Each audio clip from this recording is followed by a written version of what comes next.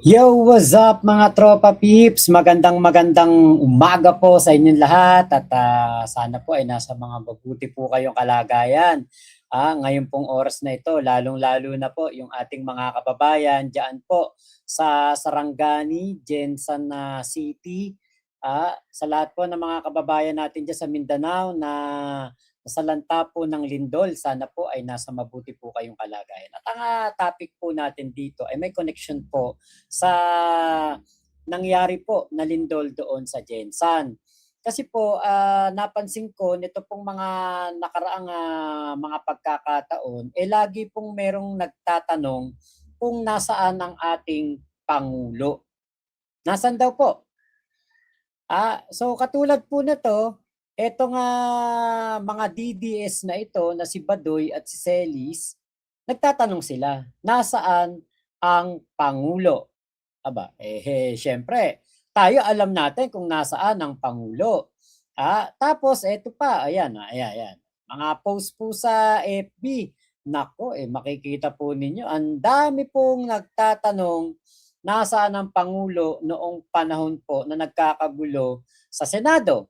At Magandang gabi po dahil po mga sa nangyayari po na kaguluhan doon po sa nangyaring sakuna o trahedya ng lindol doon po sa General Santos City, doon po sa Mindanao, etong puganteng si Harry Roque ay nagtatanong din po nasaan daw po ang ating Pangulong Bongbong Marcos.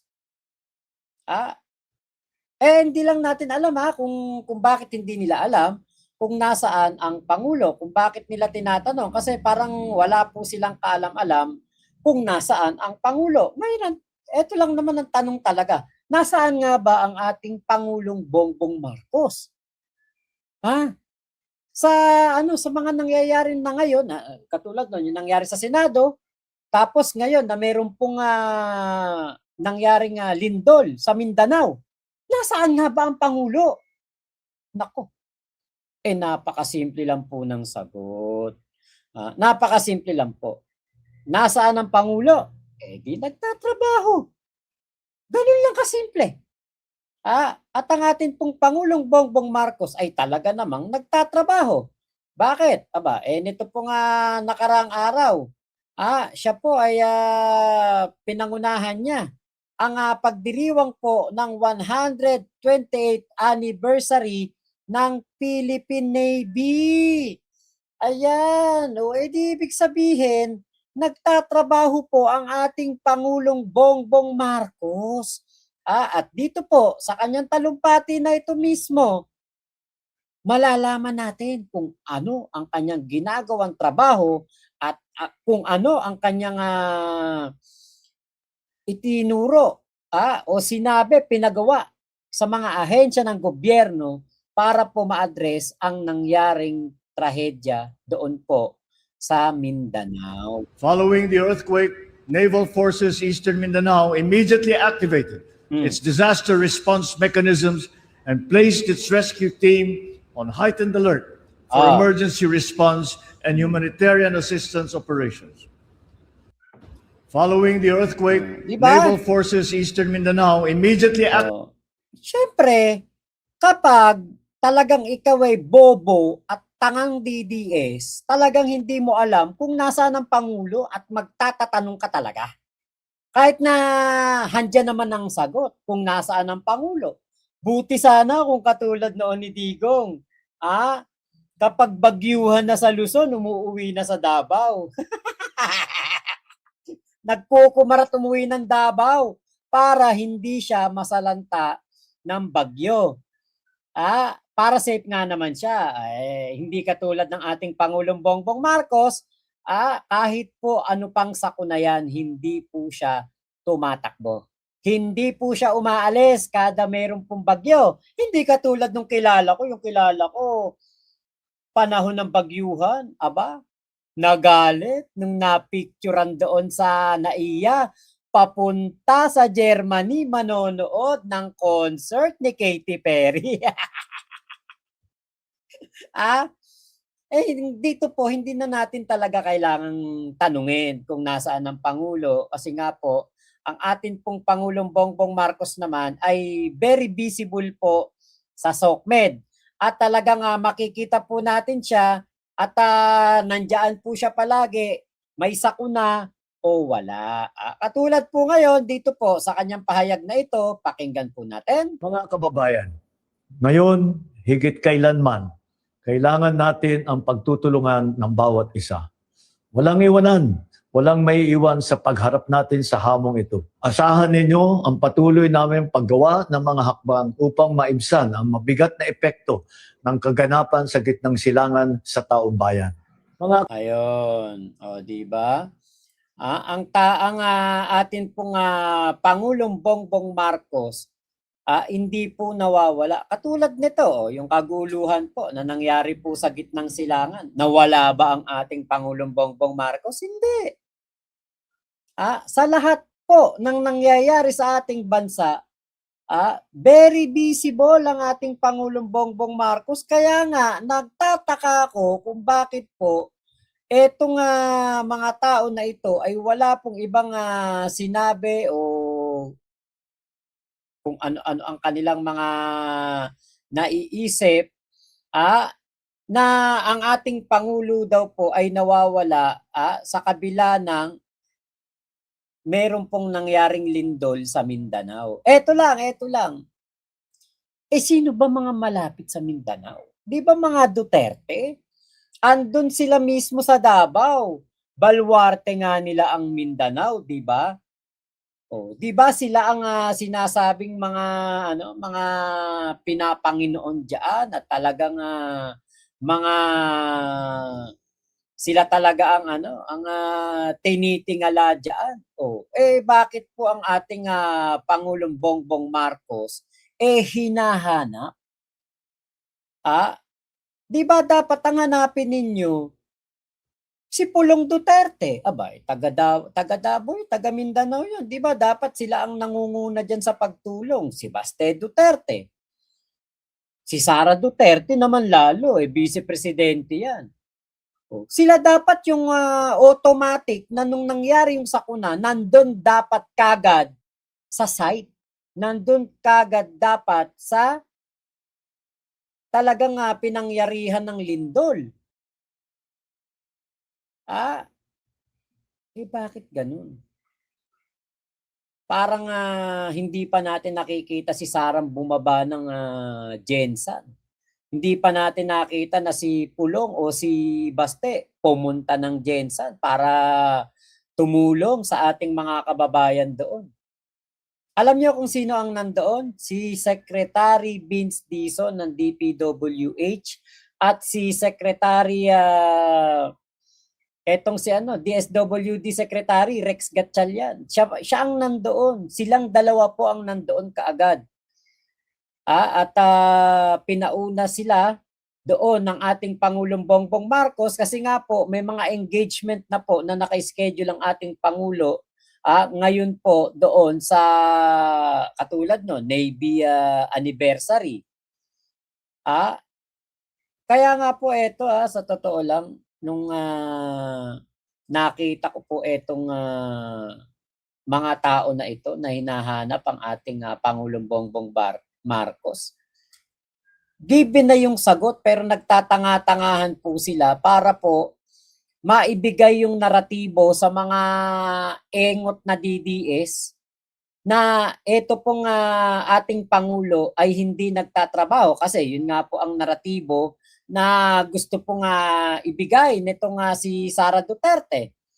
'Di ba? Nakita naman natin yung sinasabi ni Sara Duterte sa isang interview. Alam niyo kung ano sinabi niyan? Wala daw ginagawa ang ating Pangulong Bongbong Marcos.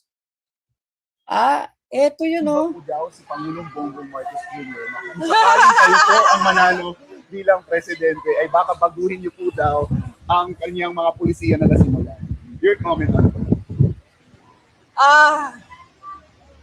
Unang-una, wala naman siyang pulisiya na na-implementa.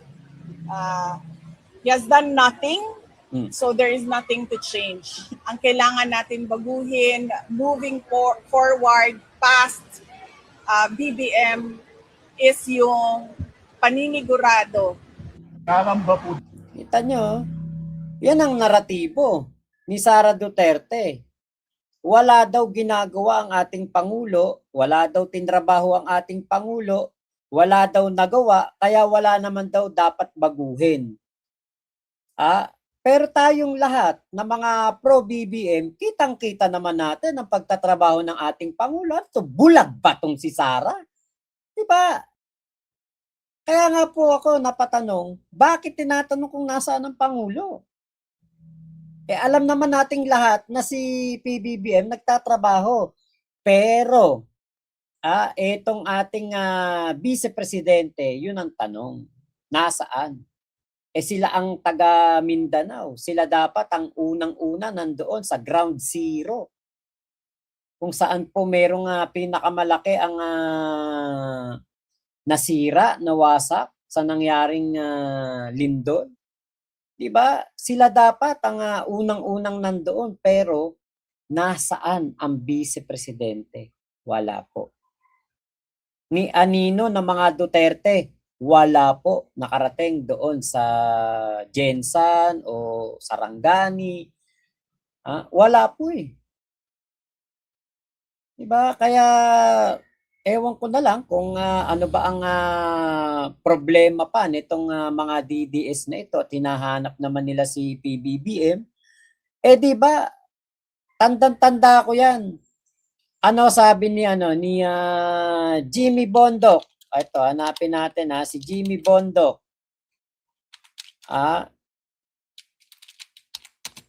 Okay, ito yun Eto.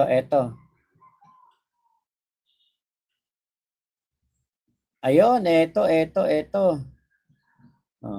Eto, sinabi ni Jimmy Bondoc. Ayan. November 29, 2025 nung pinost ito ni Juan Luna Vlog. Republic of Mindanao coming soon. At yan po gusto po nila na ibukod daw po ang Mindanao sa Pilipinas. So magiging Luzon, Visayas na lang at mahihiwalay po ang Mindanao at magiging Republic of Mindanao. Ngayon mo kaya ipanawagan itong Republic of Mindanao. Katulad niya pati itong si Butch sino ba to? Si itong Greco-Belgica na to, sabi, magkaka-civil war tayo, mamamatayan tayo. Tapos ito namang isa, Republic of Mindanao coming soon. Ngayon nyo kaya gawin nyo? Kamusta po kayo? Ngayon nyo kaya sabihin na magkaroon ng secession. At magkaroon ng pagsusulo ang Mindanao. Matutuwa kaya ang mga taga-Jensan? Diba? Katulad nga niya, ang nangyaring lindol, Mindanao. Pero bakit hindi nyo ipanawagan na ang mga Duterte muna ang mauna na tumulong diyan sa ating mga kababayan? Ayan Republic of Mindanao coming soon. Etong si Butch Belgica at etong si Jimmy Bondoc. Diba? Ngayon yung sabihin kaya yan. Habang naghihirap ang ating mga kababayan sa Jensan. Ano yun? Kapag walang nangyayari, paghiwalay ng Mindanao sa Pilipinas ang usapan. Pero kapag meron pong sakuna, gobyerno kagad ni PBBM ang hinahanap. Nasaan ang Pangulo? Di ba dapat una muna nasaan ang mga Duterte na pinagmamalaki at tinitingala, sinasaluduhan pa ng mga taga Mindanao, 2 kamay pa. Nasaan na ang mga Duterte?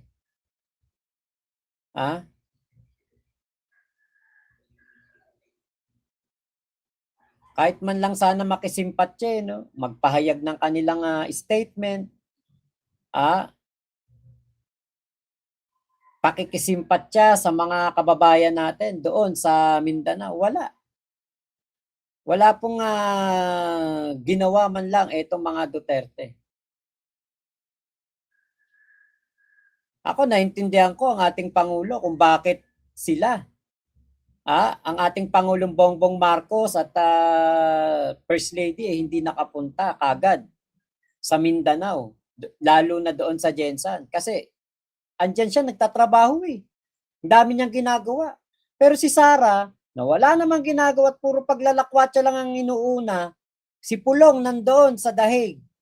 Si Baste, ewan natin, alam natin si Baste, marami na rin problema sa Davao yan. Problemang basura. Diba? Namamaho ang Davao sa basura nito mga nakaraang araw. Kaya siguro hindi na rin nagpunta ng Jensan o kung ano man ang kanya magagawa. Yung vice-presidente talaga natin ang dapat nating asahan. Kasi ang ating Pangulo, busy. Ang daming gagawin. Di ba? Kaya kayo, mga DDS, mag-ingat kayo sa inyong mga nire-request. Mag-ingat kayo sa inyong mga sinasabi. Kasi, baka mamaya ibigay eh. No? Baka mamaya kasi maano ninyo, kumbaga, yung hindi nyo kaya pala. Yung hinihiling ninyo. Baka mamaya pala, etong inyong mga mithiin, hindi po pala ninyo makakaya.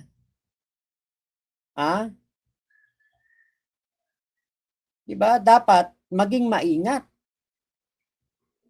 Alam nyo po ba, merong isang batang DDS ang nagsabi na lumindol na lang daw po sana. Ni-request yun. Biruin mo bata. Ni-request po. Ayan pakinggan po ninyo. Kaya lumindol na lang, sabay-sabay tayong mamatay dito sa ating bansa. What the fuck? Ayan na. Diba? Yung ni-request nitong isang DDS na ito, nangyari doon sa lugar na kung saan marami ang DDS. Duterte country nga yan, di ba? Yang Mindanao. Kaya nga gusto nilang ibukod. Di ba? Be careful with what you wish for. Kasi kapag binigay, sigurado hindi kakayanin. Ang kawawa ang ating mga kababayan. O ngayon, sa huling panood ko ng balita, nasa 41 hanggang 50 na daw po yung namatay at meron pa pong mga nawawala.